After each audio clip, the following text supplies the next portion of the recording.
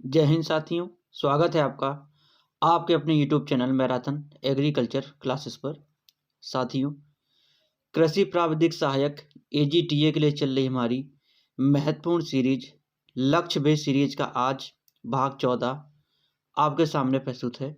मित्रों, मुझे उम्मीद है कि आपको इस सीरीज के अन्य भाग काफ़ी पसंद आए होंगे। दोस्तों, यदि आपने अभी तक हमारा चैनल सब्सक्राइब नहीं किया है, आपसे रिक्वेस्ट है आप ज़्यादा से ज़्यादा मात्रा में हमारा चैनल सब्सक्राइब करें, हमारी वीडियो को अन्य ग्रुप में शेयर करें ताकि अन्य छात्र भी हमारे साथ जुड़ सकें।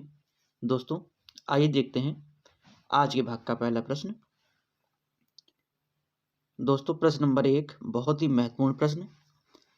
निम्न में किस फसल के रेशे को सुनहरा रेशा या गोल्डन फाइबर कहा जाता है? ऑप्शन ए कपास, ऑप्शन बी सनई, option C jute, option D अलसी। दोस्तों, सुनहरा रेशा या गोल्डन फाइबर के नाम से हम किसे जानते हैं? जूट को। किसे दोस्तों?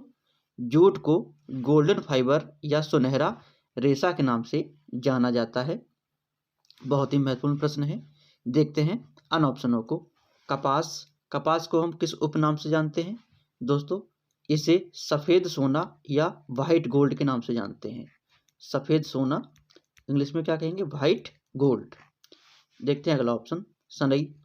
दोस्तों, सनई जो है वह रेशा तथा हरी खाद दोनों के लिए बोई जाती है। किसके लिए दोस्तों? रेशा तथा हरी खाद दोनों के लिए बोई जाती है।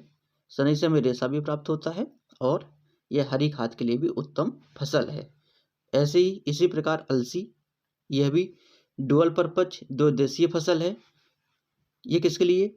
यह तेल और रेशा दोनों के लिए बोई जाती है। तेल प्लस रेशा दोनों ही प्राप्त होते हैं अलसी से। और अलसी को हम फ्लैक्स क्रॉप के नाम से भी जानते हैं। क्या दोस्तों?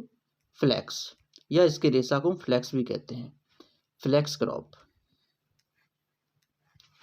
मित्रों, हमारा प्रश्न था निम्न में किस फसल के रेशे को सुनहरा रेशा या गोल्डन फाइबर के नाम से जानते हैं? उसका सही आंसर है ऑप्शन सी जूट को। चलते हैं अगले प्रश्न की ओर। अगला प्रश्न दोस्तों आपके सामने प्रश्न नंबर 2। निम्न में मोटे अनाजों का राजा कहलाता है? ऑप्शन ए गेहूं, ऑप्शन बी ज्वार, ऑप्शन सी बाजरा, ऑप्शन डी मक्का।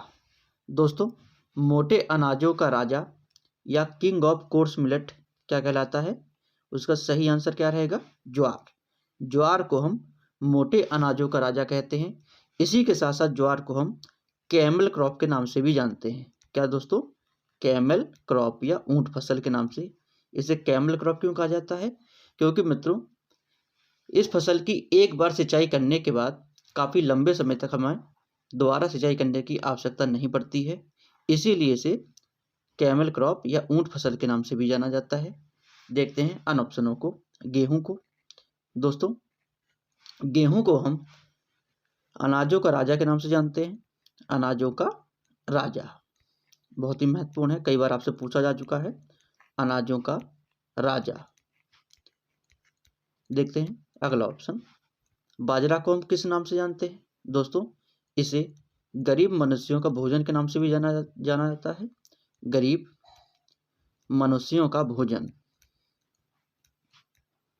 बाजरा की सबसे ज़्यादा खेती कहाँ होती है? भारत में बाजरा की सबसे ज़्यादा खेती राजस्थान में होती है। मक्का, दोस्तों, इसे अनाजों की रानी के नाम से जानते हैं। बहुत ही महत्वपूर्ण है। क्या? अनाजों की रानी। दोस्तों, हमारा प्रश्न था निम्न में मोटे अनाजों का राजा या किंग ऑफ कोर्स मिलेट कहलाता है? उसका सही आंसर है ऑप्शन बी ज्वार, जिसे कैमल क्रॉप के नाम से भी जाना जाता है। चलते हैं अगले प्रश्न की ओर। उम्मीद है आपको प्रश्न समझ में आ रहे होंगे। अगला प्रश्न दोस्तों आपके सामने प्रश्न नंबर 3। निम्न में कौन सा तत्व पराग नलिका का विकास करता है? Option A boron, option B potash, option C calcium, option D iron. दोस्तों, पराग नलिका का विकास करने वाला तत्व, उसका सही आंसर है बोरॉन। क्या दोस्तों, बोरॉन क्या करता है?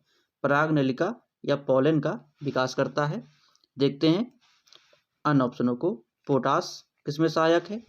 दोस्तों, यह रोग प्रतिरोधी क्षमता बढ़ाता है, पौधे की रोग प्रतिरोधी क्षमता, प्रतिरोधी क्षमता। इसी के साथ क्या करता है? इसी के साथ साथ ये सूखा प्रतिरोधी भी है। क्या दोस्तों? सूखा प्रतिरोधी। देखते हैं अन्य ऑप्शनों को। कैल्शियम बहुत ही महत्वपूर्ण है। क्या करता है दोस्तों? ये कोशिका भित्ति का निर्माण में सहायक। किसका? कोशिका भित्ति के निर्माण में सहायक है। इसी के साथ साथ क्या करता है?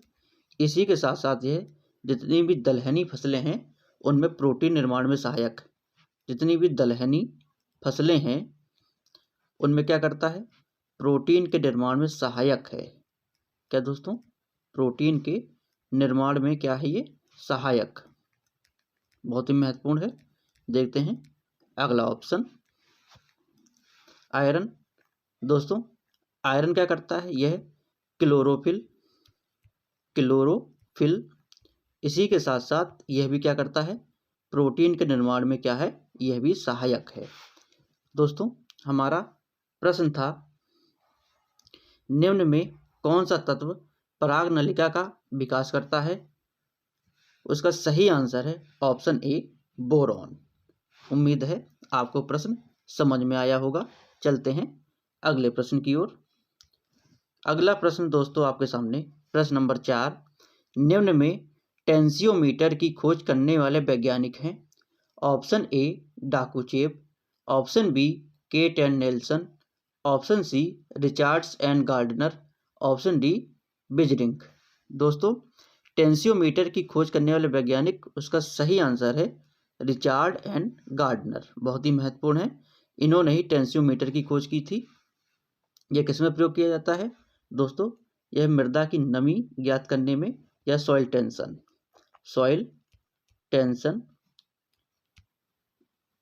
या मृदा नमी को ज्ञात करने में इसका प्रयोग किया जाता है। लेकिन इसकी एक सीमा है। ये कहाँ तक ज्ञात कर सकता है? 0.85 बार तक। 0.85 बार तक ये क्या करता है? यह नमी को ही नाप सकता है। इस बल तक क्या करता है? नमी को नाप सकता है। देखते हैं अन्य ऑप्शनों को। डाकुचेव क्या है? दोस्तों, डाकुचेव ये फादर ऑफ सॉइल साइंस हैं। फादर ऑफ सॉइल साइंस, मृदा विज्ञान के जनक कौन है? बीवी डाकुचेव, फादर ऑफ सॉइल साइंस। देखते हैं अगला ऑप्शन, केट एंड नेल्सन। इन्होंने क्या किया था? दोस्तों, इन्होंने क्रांतिक पोषक तत्व की अवधारणा दी थी। क्रांतिक पोषक तत्व की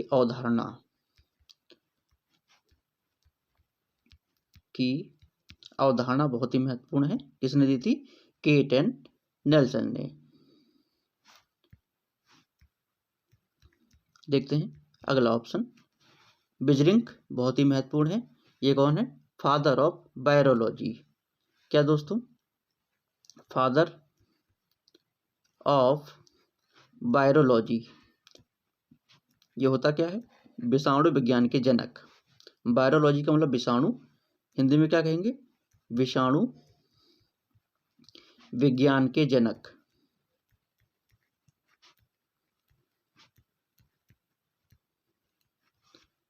दोस्तों, हमारा प्रश्न है निम्न में टेंसियोमीटर की खोज करने वाले वैज्ञानिक हैं। उसका सही आंसर है option C Richards and Gardner. चलते हैं अगले प्रश्न की ओर।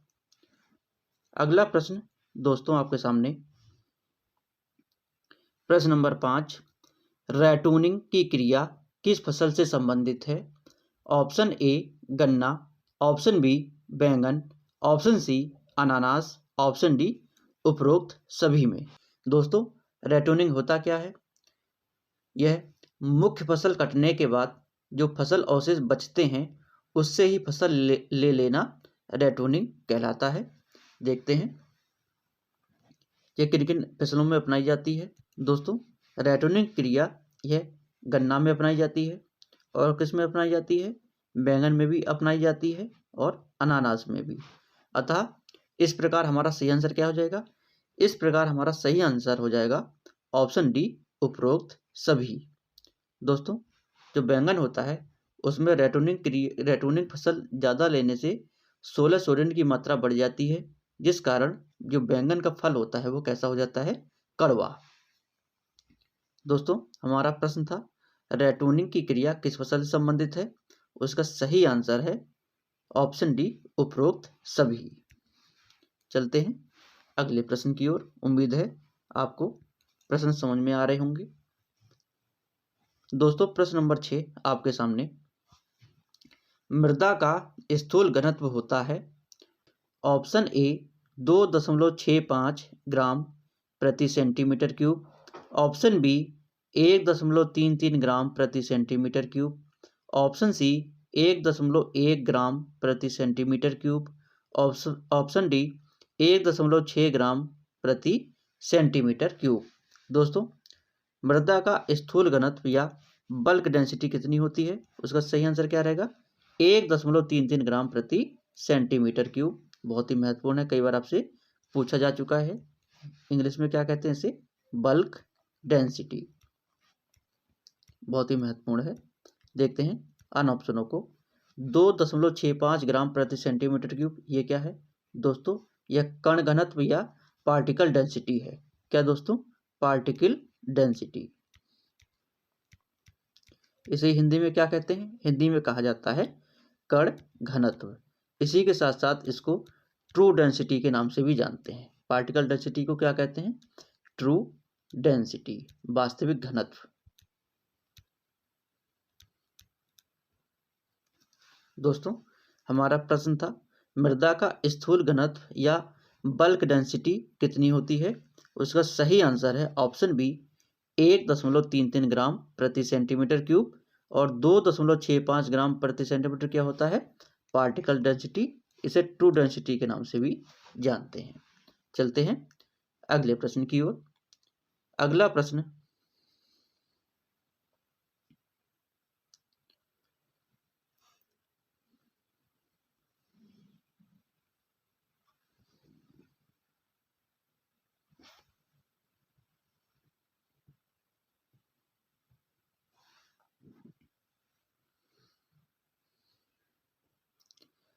अगला प्रश्न दोस्तों आपके सामने, प्रश्न नंबर 7, बहुत ही महत्वपूर्ण प्रश्न।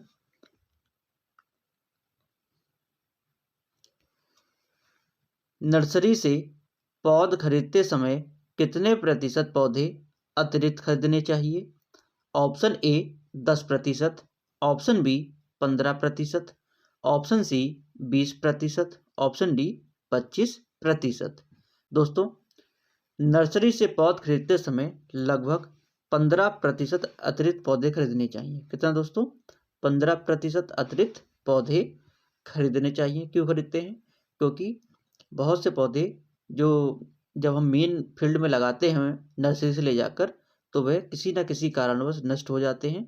इसलिए हमें लगभग 15% अधिक पौधे खरीदने चाहिए। देखते हैं अगला ऑप्शन 10% क्या है। दोस्तों, नर्सरी में मात्र पौधों के लिए 10% स्थान जरूर होना चाहिए। किसके लिए दोस्तों, मात्र पौधों के लिए। मदर प्लांट के लिए कितना स्थान होना चाहिए, नर्सरी में 10%, मात्र पौधों के लिए स्थान। बहुत ही महत्वपूर्ण है। दोस्तों, हमारा प्रश्न था नर्सरी से पौध खरीदते समय कितने प्रतिशत पौधे अतिरिक्त खरीदने चाहिए। बहुत ही महत्वपूर्ण है। उसका सही आंसर क्या रहेगा, उसका सही आंसर है ऑप्शन बी 15%। चलते हैं अगले प्रश्न की ओर। अगला प्रश्न दोस्तों, उससे पहले अगर आपने अभी तक हमारा चैनल सब्सक्राइब नहीं किया है या आप हमारे चैनल पर पहली बार विजिट कर रहे हैं, आपको दोस्तों लग रहा है कि जो हम कंटेंट आपको दे रहे हैं वह एजीटी एग्ज़ाम के लिए बहुत ही महत्वपूर्ण है। तो आपसे रिक्वेस्ट है आप ज़्यादा से ज़्यादा हमारे चैनल को सब्सक्राइब करें तथा हमारी वीडियो को अन्य ग्रुप में शेयर करें ताकि अन्य छात्र हमारे साथ जुड़ सकें। दोस्तों आइए देखते हैं अगला प्रश्न। प्रश्न नंबर 8 आपके सामने।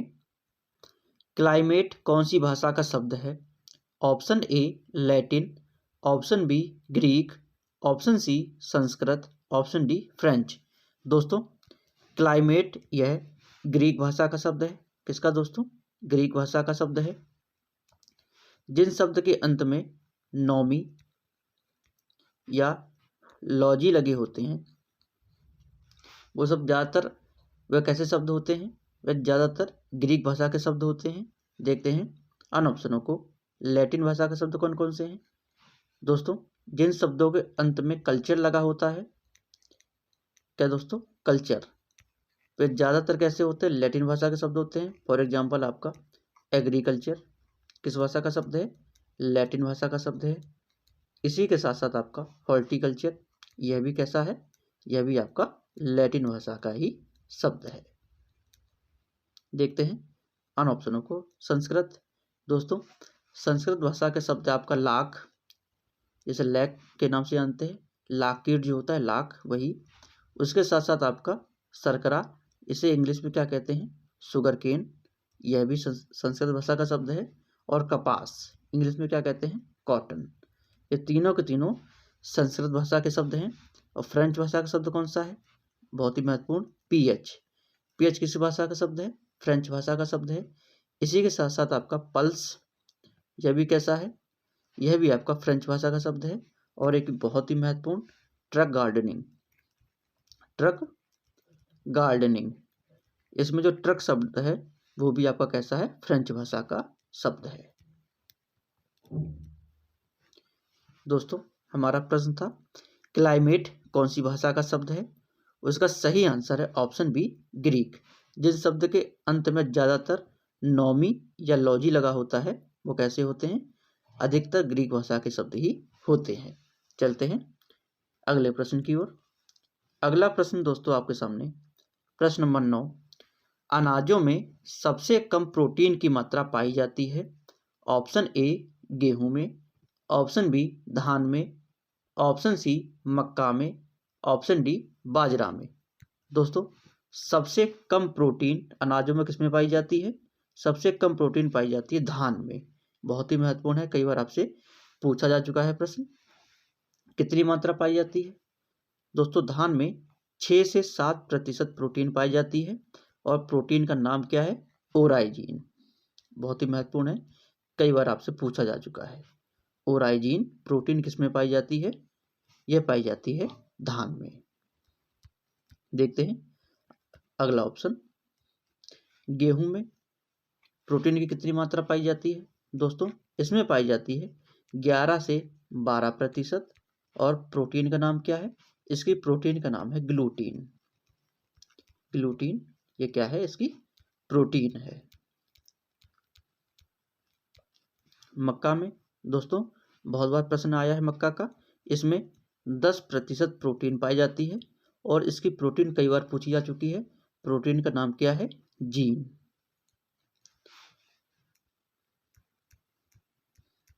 बाजरा में दोस्तों बाजरा में 10 से 11% प्रोटीन पाई जाती है। इसी के साथ साथ इसमें 5% वसा भी पाई जाती है। क्या दोस्तों? 5% वसा, जो कि जितनी भी खाद्यान्न वाली फसलें हैं उनमें सबसे ज़्यादा वसा किसमें पाई जाती है? बाजरा में पाई जाती है। और कितनी होती है? 5%, जो कि सभी फसलों में सर्वाधिक है।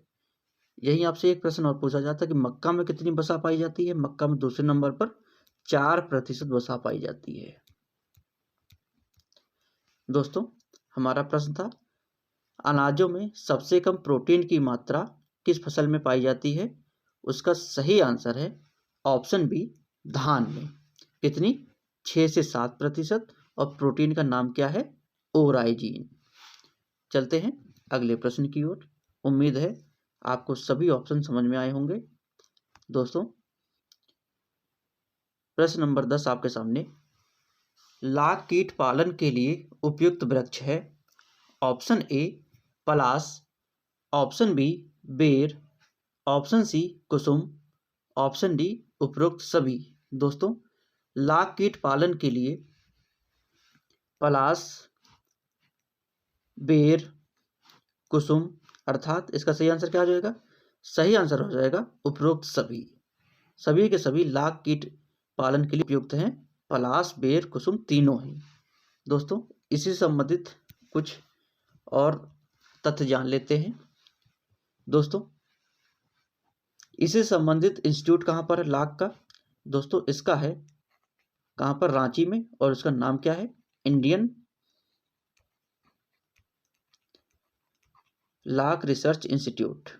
लाख रिसर्च इंस्टीट्यूट कहाँ पर है दोस्तों? यह है रांची, झारखंड में। कहाँ दोस्तों? रांची, झारखंड में। इसकी स्थापना बहुत बार पूछी जा चुकी है। कब हुई थी?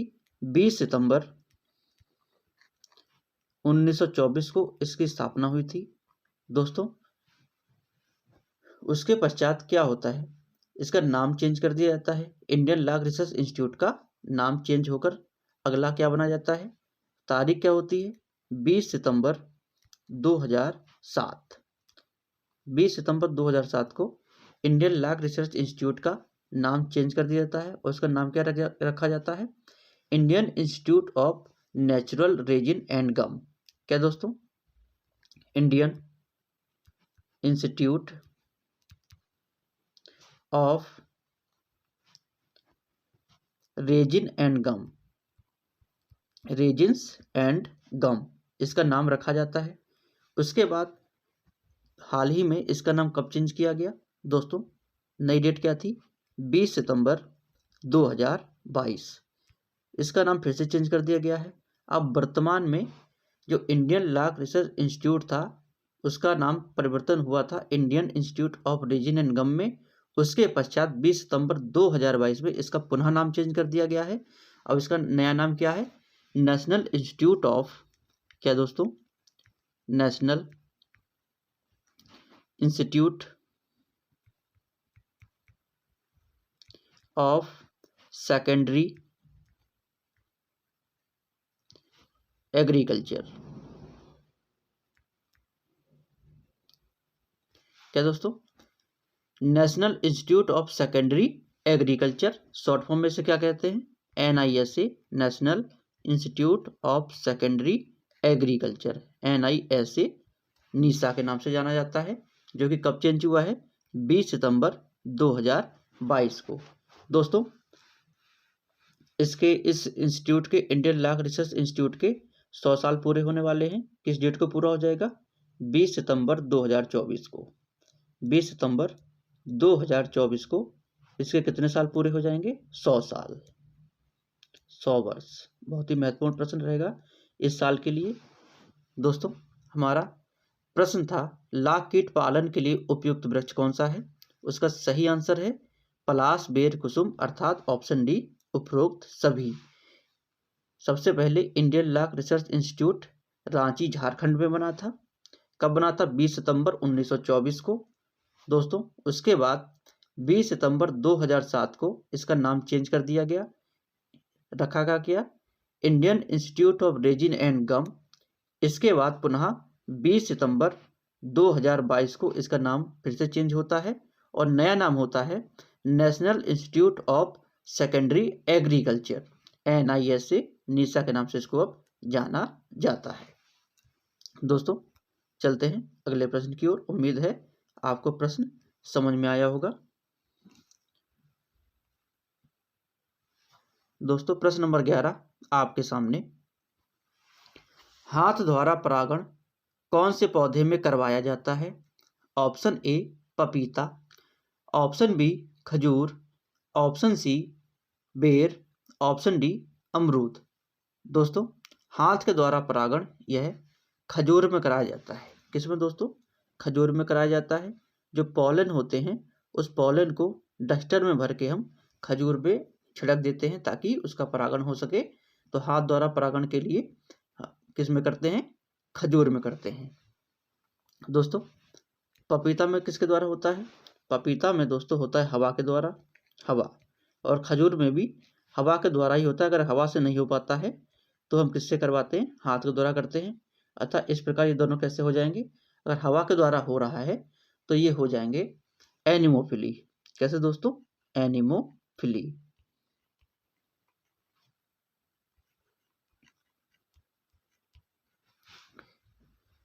देखते हैं अन ऑप्शनों को। बेर, दोस्तों बेर में किसके द्वारा होता है? बेर में होता है कीटों के द्वारा, और अमरूद में भी कीटों के द्वारा। अतः बेर और अमरूद दोनों में कीटों के द्वारा होता है परागण। और कीटों द्वारा परागण को क्या कहा जाता है? इसे कहा जाता है एंटिमोफिली। एंटिमोफिली। दोस्तों हमारा प्रश्न था हाथ द्वारा परागण कौन से पौधे में करवाया जाता है? उसका सही आंसर है ऑप्शन बी, खजूर में। खजूर में हवा के द्वारा भी परागण होता है, और अगर हवा से नहीं हो पाता है तो हम किसका प्रयोग करते हैं? हाथ का। तो हाथ द्वारा परागण किस में कराते हैं मित्रों? खजूर में। चलते हैं अगले प्रश्न की ओर। अगला प्रश्न दोस्तों आपके सामने प्रश्न नंबर 12। गन्ना प्रेस मड किस प्रकार की मिट्टी के सुधार के लिए प्रयोग किया जाता है? ऑप्शन ए अम्लीय भूमि, ऑप्शन बी लवणीय भूमि, ऑप्शन सी क्षारीय भूमि, ऑप्शन डी उपयुक्त सभी। दोस्तों गन्ना प्रेस मड यह अम्लीय भूमि के सुधार में प्रयोग किया जाता है। किसमें दोस्तों? अम्लीय भूमियों के सुधार में किया जाता है। किसका प्रयोग? गन्ना प्रेस मड का। बहुत ही महत्वपूर्ण है, कई बार आपसे प्रश्न पूछा जा चुका है। दोस्तों ये प्रेस मड जो होता है इसका पीएच भी आपसे पूछा जा चुका है। पीएच कितना होता है? दोस्तों इसका पीएच होता है 8.78। इस प्रकार इसकी प्रकृति कैसी हो जाएगी? दोस्तों इसकी प्रकृति हो जाएगी क्षारीय। तो जो प्रेस मड है वह क्षारीय प्रकृति का होता है, जो कि अम्लीय भूमियों के सुधार में इसका प्रयोग किया जाता है, क्योंकि अम्ल और क्षार दोनों मिलकर क्या कर देंगे? वहां पर न्यूट्रल हो जाएंगे। दोस्तों देखते हैं अन ऑप्शनों को। लवणीय भूमि, लवणीय भूमि के सुधार के लिए हम क्या करते हैं? सिंचाई करते हैं। सिंचाई, और सिंचाई में एक बहुत ही महत्वपूर्ण सिंचाई है, कौन सी? फ्लडिंग। इसे बाढ़ सिंचाई भी कहते हैं। इसका प्रयोग अधिकतर किया जाता है फ्लडिंग का। क्षारीय मृदाओं में सुधार के लिए किसका प्रयोग करते हैं? दोस्तों क्षारीय मृदाओं के सुधार के लिए हम जिप्सम का प्रयोग करते हैं। जिप्सम। अम्लीय भूमियों में प्रेस मड और इसी के साथ साथ चूने का प्रयोग भी किया जाता है, चूना। दोस्तों हमारा प्रश्न था गन्ना प्रेस मड किस प्रकार की मिट्टी के सुधार के लिए प्रयोग किया जाता है? उसका सही आंसर है ऑप्शन ए, अम्लीय भूमियों के सुधार के लिए। और जो प्रेस मड होता है उसका पीएच कितना होता है? दोस्तों पीएच होता है 8.78, और इसकी प्रकृति कैसी होती है? क्षारीय। चलते हैं अगले प्रश्न की ओर। अगला प्रश्न दोस्तों आपके सामने प्रश्न नंबर 13, परीक्षा की दृष्टि से बहुत ही महत्वपूर्ण प्रश्न। अर्का मृदुला किस फल की उन्नत किस्म है? ऑप्शन ए आम, ऑप्शन बी अनार, ऑप्शन सी अमरूद, ऑप्शन डी पपीता। दोस्तों अर्का मृदुला बहुत बार पूछी जा चुकी है। यह किसकी है? यह अमरूद की उन्नत किस्म है। किसकी दोस्तों? अमरूद की उन्नत किस्म है। कौन सी? अर्का मृदुला, जो कि कैसी है? यह बीज रहित है, सीडलेस। बीज रहित या सीडलेस वैरायटी है। देखते हैं अन ऑप्शनों को। आम की कौन कौन सी किस्में हैं? दोस्तों आम की फजली, इसी के साथ साथ आपकी केसर और अल्फांसो। देखते हैं अगला ऑप्शन अनार की। दोस्तों अनार की मृदुला। अर्का मृदुला किसकी है? अर्का मृदुला है अमरूद की, और अनार की कौन सी? सिर्फ मृदुला। ये किसकी है? अनार की है। इसी के साथ साथ आपकी गणेश बहुत ही बहुचर्चित किस्म है, नेशनल वैरायटी है भारत की अनार में। और इसी के साथ साथ भगवा, ये कैसी है? यह भी अनार की किस्म है। पपीता की दोस्तों पूसा डेलिशियस, पूसा डेलिशियस। इसी के साथ साथ आपकी कुर्ग हानी ड्यू। कौन सी दोस्तों? कुर्ग हानी ड्यू, बहुत बार पूछी जा चुकी है। कौन सी? कुर्ग हानी ड्यू। दोस्तों हमारा प्रश्न है, अलका मृदुला किस फसल की उन्नत किस्म है? उसका सही आंसर है ऑप्शन सी, अमरूद की। और अगर सिर्फ मृदुला पूछे तो वह किसकी है? वह आपकी अनार की है। और अर्का मृदुला अनार की कैसी है? सीडलेस वैरायटी है या बीज रहित वैरायटी है। चलते हैं अगले प्रश्न की ओर। दोस्तों प्रश्न नंबर 14, पूसा सृजन किस फल का मूल ग्रंथ है? ऑप्शन ए आम, ऑप्शन बी आड़ू, ऑप्शन सी अमरूद, ऑप्शन डी चीकू। दोस्तों पूसा सृजन बहुत ही महत्वपूर्ण है। यह प्रश्न भी आपसे काफी बार पूछा जा चुका है। किसका मूल ग्रंथ है दोस्तों? यह अमरूद का मूल ग्रंथ है। किसका दोस्तों? अमरूद का। बहुत ही महत्वपूर्ण है, कई बार आपसे पूछा जा चुका है। देखते हैं अन ऑप्शनों को। आम के कौन कौन से मूल ग्रंथ हैं दोस्तों? इसके है कुरकन, इसी के साथ साथ बेलाई कोलंबन,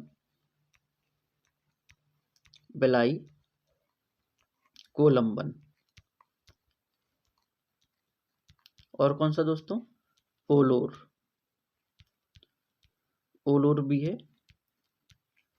देखते हैं अगला ऑप्शन आड़ू के कौन कौन से मूल ग्रंथ हैं दोस्तों? इसका है नेमागार्ड,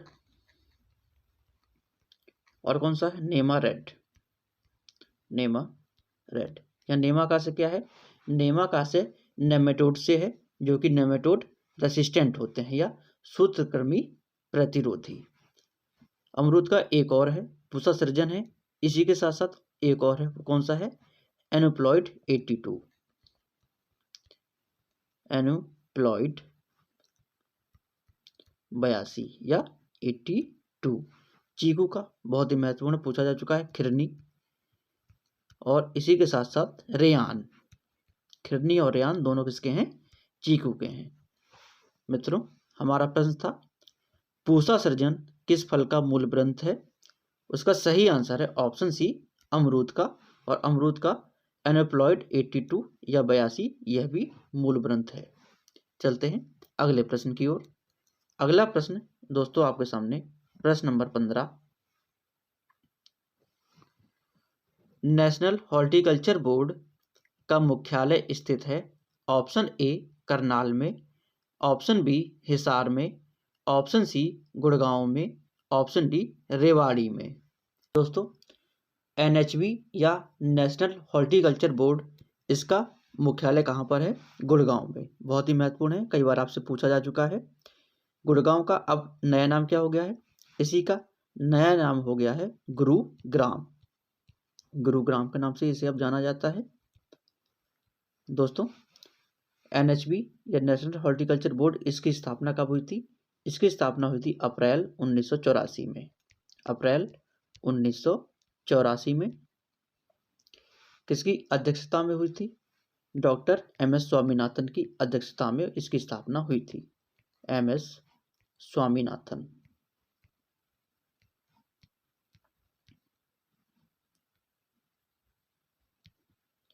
एमएस स्वामीनाथन की अध्यक्षता में हुई थी। और योजना, ये समय क्या थे? तत्कालीन सदस्य थे योजना आयोग के, उन्हीं के द्वारा इसकी स्थापना होती है। एमएस स्वामीनाथन उस समय अध्यक्ष थे। दोस्तों हमारा प्रश्न था, नेशनल हॉर्टिकल्चर बोर्ड या एनएचबी का मुख्यालय स्थित है? उसका सही आंसर है ऑप्शन सी, गुड़गांव में। और इसका नया नाम क्या हो गया है? गुरुग्राम। चलते हैं अगले प्रश्न की ओर। अगला प्रश्न दोस्तों आपके सामने प्रश्न नंबर 16, सवाई चाल व तेज दौड़ने वाले बैल होते हैं? ऑप्शन ए गिर नस्ल के, ऑप्शन बी नागौरी नस्ल के, ऑप्शन सी साहिवाल नस्ल के, ऑप्शन डी जर्सी नस्ल के। दोस्तों सवाई चाल व तेज दौड़ने वाले बैल ये किस नस्ल के होते हैं? ये होते हैं नागौरी नस्ल के, बहुत ही महत्वपूर्ण है। नागौरी नस्ल के बैल जितने भी होते हैं वे बहुत तेज दौड़ने वाले होते हैं, उत्तम किस्म के होते हैं और भारवाही होते हैं। दोस्तों अगर सिर्फ बात करें सवाई चाल की, दोस्तों सवाई चाल के लिए कौन सी नस्ल सबसे ज़्यादा फेमस है, तो दोस्तों वह है काकरेज। सिर्फ अगर सवाई चाल की बात करें तो काकरेज सबसे ज़्यादा फेमस है। और तेज दौड़ने वाले बैल ये किसके हैं, यह नागौरी नस्ल के हैं। यह प्रश्न भी आपका पूछा जाता है। अगर दोनों एक साथ पूछ ले, सवाई चाल व तेज दौड़ने वाले, तब भी हम उसका आंसर मानेंगे नागौरी नस्ल। और सिर्फ अगर सवाई चाल पूछता है तो उसका हम आंसर क्या मानेंगे, काकरेज।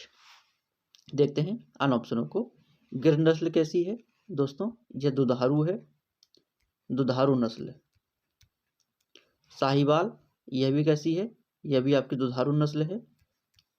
जर्सी भी आपकी कैसी है, दुधारू है, जो कि कहाँ की है, इंग्लैंड की। विदेशी नस्ल है, विदेश में कहाँ की है, इंग्लैंड, विदेशी। दोस्तों हमारा प्रश्न है, सवाई चाल व तेज दौड़ने वाले बैल होते हैं, उसका सही आंसर क्या हो जाएगा, ऑप्शन बी नागौरी नस्ल के। और सिर्फ अगर आपसे पूछा जाए सवाई चाल के लिए तो हम उस सही आंसर क्या देंगे, काकरेज। चलते हैं दोस्तों अगले प्रश्न की ओर। अगला प्रश्न आपके सामने प्रश्न नंबर 17। भैंस की सूरती नस्ल का मूल स्थान है, option A Rajasthan, option B Gujarat, option C Haryana, option D Maharashtra. दोस्तों भैंस की सूरती नस्ल का मूल स्थान यह कहाँ पर है, गुजरात में। बहुत ही महत्वपूर्ण है, कई बार आपसे पूछा जा चुका है। देखते हैं गुजरात में और कौन कौन सी नस्लें हैं जो पाई जाती हैं। दोस्तों महसाना, महसाना, इसी के साथ साथ आपकी जाफराबादी, जाफराबादी, और कौन सी है, बन्नी। यह भी कहाँ पाई जाती है, यह भी पाई जाती है गुजरात में ही। महसाना, जाफराबादी और बन्नी, इसी के साथ साथ सूरती, जो कि प्रश्न में पूछा जा चुका है। देखते हैं अन ऑप्शनों को। हरियाणा, हरियाणा में दोस्तों पाई जाती मुर्रा।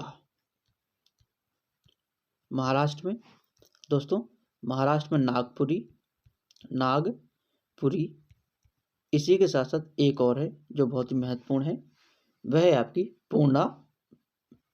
कौन सी दोस्तों, पूर्णा थड़ी।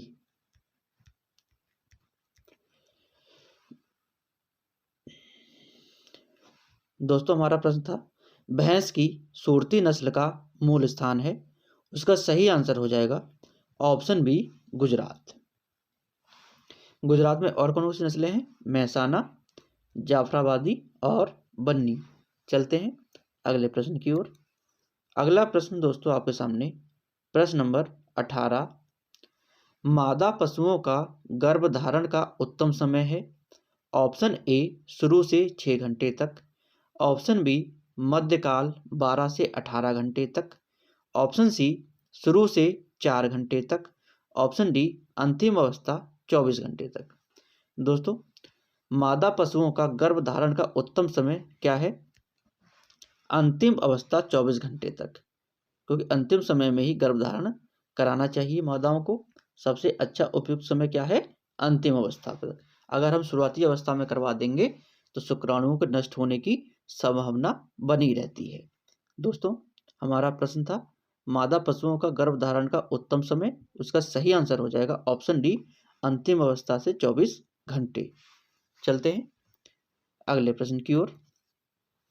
अगला प्रश्न दोस्तों आपके सामने प्रश्न नंबर 19। निम्न में गाय की दोहरे उद्देश्य वाली नस्ल है, option A Gir, option B Tharparkar, option C Sahiwal, option D Nagauri. दोस्तों गाय की दोहरे उद्देश्य या डुअल पर्पज वाली कौन सी नस्ल है, उसका सही आंसर हो जाएगा थारपारकर।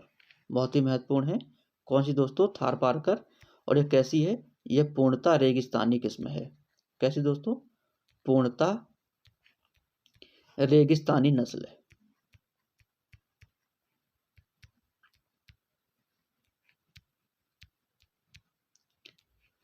देखते हैं अन ऑप्शनों को। गिर, ये कैसी है दोस्तों? यह दुधारू है, दुधारू नस्ल।